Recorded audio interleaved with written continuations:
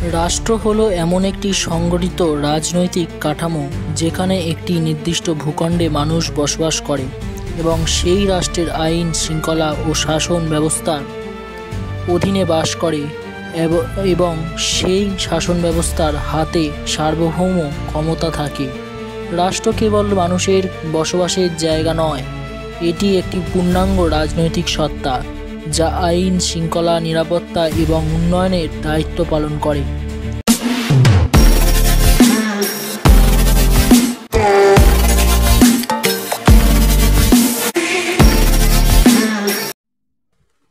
Global রাজকথা চ্যানেলে সকলকে জানাই স্বাগতম। আজ আবার একটি নতুন ভিডিও নিয়ে চলে এলাম আপনাদের জন্য। আমি আগের ভিডিওতে রাষ্ট্র কিভাবে তৈরি হলো সেই সম্পর্কে বলেছিলাম। আজ আলোচনা করব রাষ্ট্রের উপাদান ও আধুনিক রাষ্ট্রের বৈশিষ্ট্য সম্পর্কে। আপনি যদি এই চ্যানেলে নতুন হয়ে থাকেন তাহলে প্লিজ চ্যানেলটিকে সাবস্ক্রাইব করে পাশে থাকবেন। আমাদের এই চ্যানেলে আরও নতুন রাজনীতি বা বিশ্ব রাজনীতির বিষয় এখানে এই চ্যানেলে ভিডিও আসবে। চলুন শুরু করা যায়। রাষ্ট্র হলো এমন একটি সংগঠিত রাজনৈতিক কাঠামো যেখানে একটি নির্দিষ্ট ভূখণ্ডে মানুষ বসবাস করে এবং সেই রাষ্ট্রের আইন শৃঙ্খলা ও শাসন ব্যবস্থার অধীনে বসবাস করে এবং সেই শাসন ব্যবস্থার হাতে সার্বভৌম ক্ষমতা থাকে। রাষ্ট্র কেবল মানুষের বসবাসের জায়গা নয়, এটি একটি পূর্ণাঙ্গ রাজনৈতিক সত্তা যা আইন শৃঙ্খলা, নিরাপত্তা এবং উন্নয়নের দায়িত্ব পালন করে। রাষ্ট্রের চারটি মূল উপাদান জানা যায় এবং এই চারটি মূল উপাদান না থাকলে কখনোই একটি রাষ্ট্র বলা যাবে না। সেই মূল কারণগুলি জেনে নেওয়া যাক।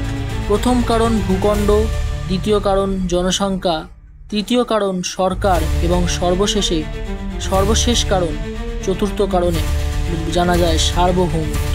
এই চারটি মূল উপাদানগুলির মধ্যে প্রথম কারণে বলা হয়েছে রাষ্ট্রের জন্য একটি নির্দিষ্ট ভৌগোলিক এলাকা প্রয়োজন। এর মধ্যে জমি, জলভাগ, আকাশ, সীমা সবই অন্তর্ভুক্ত থাকতে হবে, না হলে ভূখণ্ড ছাড়া রাষ্ট্রের অস্তিত্ব সম্ভব নয়।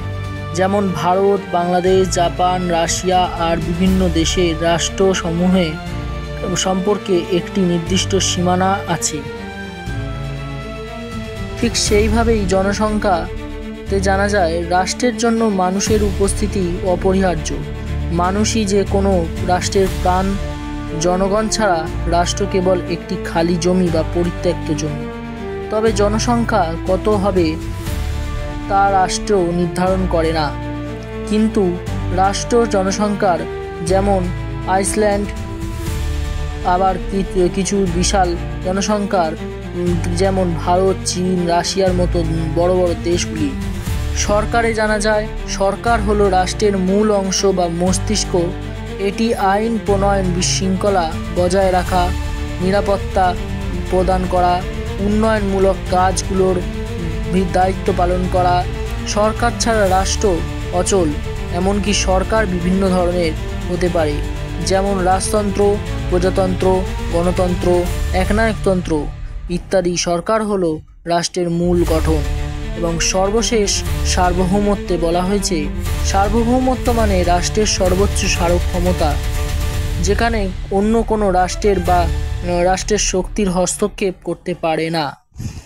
এটি দুই প্রকার: অভ্যন্তরীণ সার্বভৌমত্ব, নিজ দেশের আইন ও শাসনে পূর্ণ স্বাধীনতা, এবং বহির সার্বভৌমত্ব, ক্ষেত্রে স্বাধীনভাবে সিদ্ধান্ত নেওয়ার ক্ষমতা থাকে। এবার আমরা আধুনিক রাষ্ট্রের বৈশিষ্ট্য সম্পর্কে জেনে নেব। প্রাচীন রাষ্ট্র থেকে আধুনিক রাষ্ট্রের কাঠামো অনেকটাই পাল্টে গিয়েছে। আধুনিক রাষ্ট্রের গুরুত্ব বৈশিষ্ট্যগুলি থেকে কিছু কারণ জানা যায়।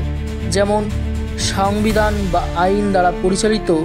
আধুনিক রাষ্ট্রে সংবিধান রাষ্ট্রের মৌলিক আইন নির্ধারণ করা যাবে। জনগণের অধিকার ও স্বাধীনতা। আধুনিক রাষ্ট্রের নাগরিকদের মৌলিক অধিকার সংরক্ষিত থাকে। প্রতিনিধিমূলক সরকার। গণতান্ত্রিক ব্যবস্থায় জনগণ ভোটের মাধ্যমে সরকার গঠন করে।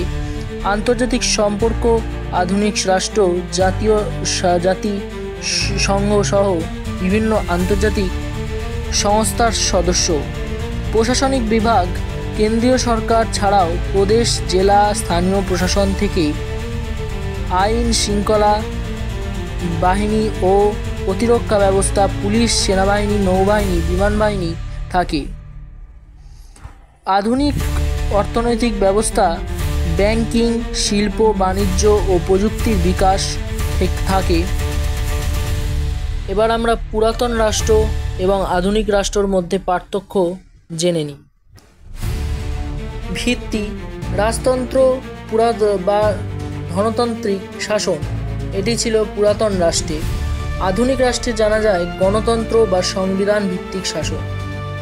নাগরিক অধিকার, সমিতি অনেক সময় নেই পুরাতন রাষ্ট্র। আধুনিক রাষ্ট্রে ব্যাপক ও আইন দ্বারা সুরক্ষিত। আইন: রাজশক্তি বা রাজা শাসকের ইচ্ছা অনুযায়ী পুরাতন রাষ্ট্র। আধুনিক রাষ্ট্রে লিখিত সংবিধান ও সংসদ দ্বারা প্রণীত।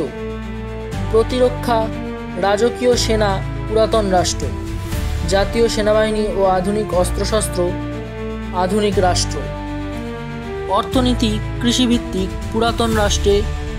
আধুনিক রাষ্ট্রে শিল্প, বাণিজ্য ও প্রযুক্তি ভিত্তিক। আন্তর্জাতিক সম্পর্ক সীমিত কখনো ছিল না পুরাতন রাষ্ট্র। ব্যাপক আন্তর্জাতিক সংস্থার সদস্যপন্ন আধুনিক রাষ্ট্রে। রাষ্ট্রের অস্তিত্ব নির্ভর করে ভূখণ্ড, জনসংখ্যা, সরকার ও সার্বভৌমত্ব, এই চারটি মূল স্তম্ভের ওপর। প্রাচীন রাষ্ট্র যেখানে ব্যক্তিগত শাসক ও শক্তির ওপর দাঁড়িয়েছিল, যেখানে আধুনিক রাষ্ট্র দাঁড়িয়েছে সংবিধান, জনগণের অধিকার, আন্তর্জাতিক সম্পর্ক ও উন্নত প্রশাসনের ওপর। গ্লোবাল রাজকথা চ্যানেলে রাষ্ট্রের উপাদান ও আধুনিক রাষ্ট্রের বৈশিষ্ট্য নিয়ে আমি আপনাদের সঙ্গে আলোচনা করলাম। রাষ্ট্র উপাদান ও আধুনিক রাষ্ট্রের বৈশিষ্ট্য কেমন লাগলো কমেন্টে জানাবেন। যদি ভিডিওটি ভালো লাগে তাহলে লাইক, শেয়ার, কমেন্ট আর সাবস্ক্রাইব করতে ভুলবেন না। ধন্যবাদ। আজ এই পর্যন্ত, আবার অন্য ভিডিওতে দেখা হচ্ছে খুব শীঘ্রই।